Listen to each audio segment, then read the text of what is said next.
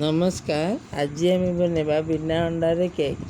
से आवश्यक सामग्री गुड़िक है प्रथम मैदा 3 कप नहीं 10 टंका वाला गोटे अमूल पाउच पकेबे 3 चामच कस्टर्ड पाउडर यहाँ 100 ग्राम कप मेजरमेंट रे करेंगे।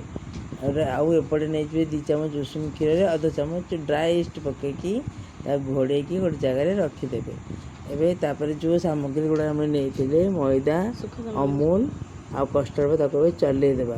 चलई सारापर आम तार बेटर बनवा। सब चला आम सरी आम तार बेटर बनवा। से नवा आम 1.5 कप रिफाइन तेल 3 कप मैदा निहाई 1.5 कप रिफाइन तेल स्वाद अनुसार आपंकर मिठा ने एमती तो 1.5 कप 3 कप जगह 2 कप चीनी ने ठीक हुए। आप कम मिठा करते कम चीनी ने 2 कप क्षीर ने गरम करते पूरा गरम न उषुम थी क्षीर ताकू भल से मिसई देवे जमी चीनी गोटा न रहे। चीनी गोटा रही केक पोड़ी मिसीगला आम पूरा धीरे धीरे आम से जो चालुन चलई मैदा कस्टर्ड पाउडर ताकू आम पकेबा। से जो घोल बन धीरे धीरे धीरे धीरे कर पकेबा।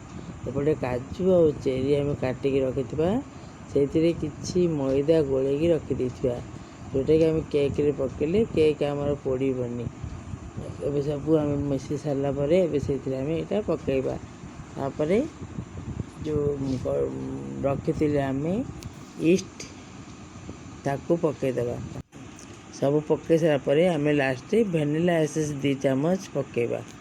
पकई सारापर जो बन आम ए काटी चेरी आ काजू जो मैदार गोली रखी से पकईदेवा। पकई सब मिसईदेवा। मिसई सारापर आम नहीं ओभान बस ओभान अनुसार भल भाव तेल लगेदेवे। तापर किसी मैदा मध्य रोस्टिंग करदे। आप प्रेसर कुकर कर चाहिए देखो भल रोस्टिंग हो मैदा। एवं आम जो बेटर बनईचे से पकईदेवा। पकईकिना एवं बेटर भल से घाटी घाटी पकईदेवा। पकईकि आम साइज करदे हाथ साइज कर कंसा बुले बुले साइज करदे। साइज के 50 मिनट बसईदेवा। देखो ये 50 मिनट आम केक रेडी हो गलानी। एम काटिकी मुझे आप देखा केते सॉफ्ट है देखो। जदि आप मो केक भल लगे ताले आप मो चैनल को लाइक करूँ शेयर करूँ और सब्सक्राइब करूँ कमेंट करूँ। Thank you.